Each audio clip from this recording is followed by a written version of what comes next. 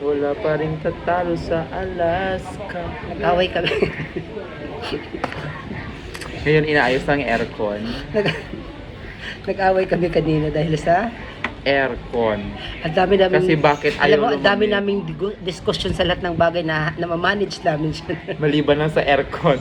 Alam mo yung may mga diskusyon kami ng dami-dami pagdating sa trabaho, sa kung ano-ano.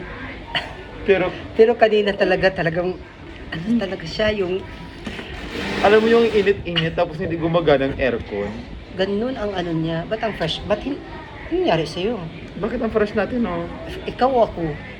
Natin, ako nagpaganda sa'yo. Ay ba? Pinaganda Hindi, ba? hindi Wala na kita, hindi na kita nilagyan ng kilay. Ay, hindi na. Bakit? Yan ang eksena. So,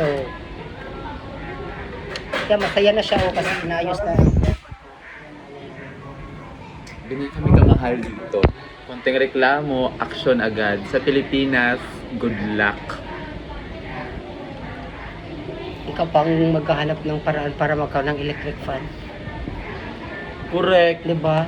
Tapos ang dami pang mga batas-batas na bawal. Kung hindi pa mababait ang mga parents ko nung sa Pilipinas, hindi talaga magiging 8 ang selling Uy, point sa shoutout kaso. mo yung mga parents mo doon sa Pilipinas. Sa mga parents under my advisory. Anong school? Ay, wag na.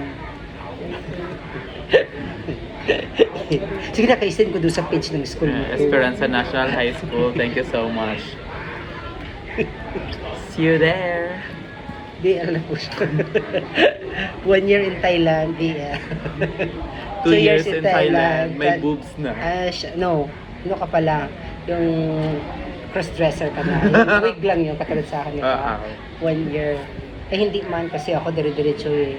Okay, kapag dating mo kasi dito cross-dresser ka na agad. Hindi pa, 5 years.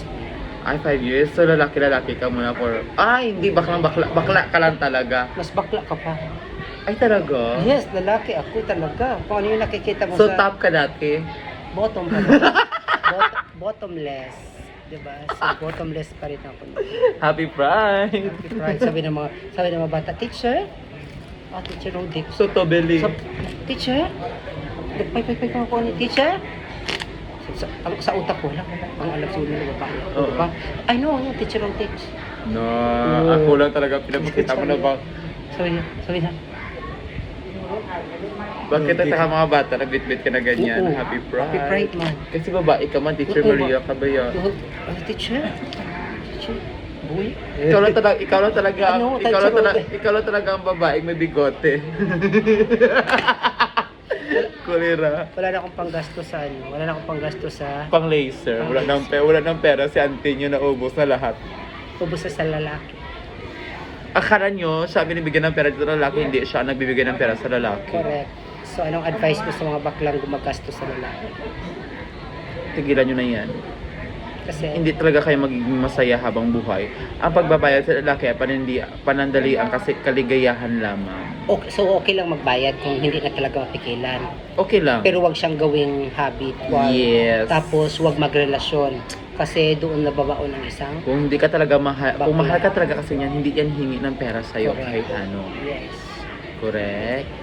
Pwera na lang talaga pang emergency. Correct. Pag yung mga Alam mo yung, Di ba, hindi naman yung natin mga inaasahang pangyayari, emergency nga. Di Pero ba? yung kung naging happy na siya na pahingi kasi ganito. Hindi na yun. Walang pag-ibig dyan, walang pagmamahal. So, ibig sabihin, wala akong pagmamahal sa asawa ko.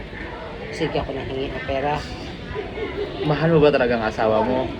Yan ang tanong ko. Tanong na hindi ko- Mahal mo ba siya dahil kailangan mo siya? O mahal mo siya dahil mahal mo siya? Mahal ko siya, be. Ang totoo talaga yan, minahal ko siya dahil sa pera. Kasi, pera kasi yung Oh. ano sa relasyon. So, ang nangyari sa'yo, bulsa ang unang nagmamahal, hindi ang puso. Kung ibang tao, mata ang unang nagmamahal, si Maria, bulsa ang unang nagmamahal bago ang puso.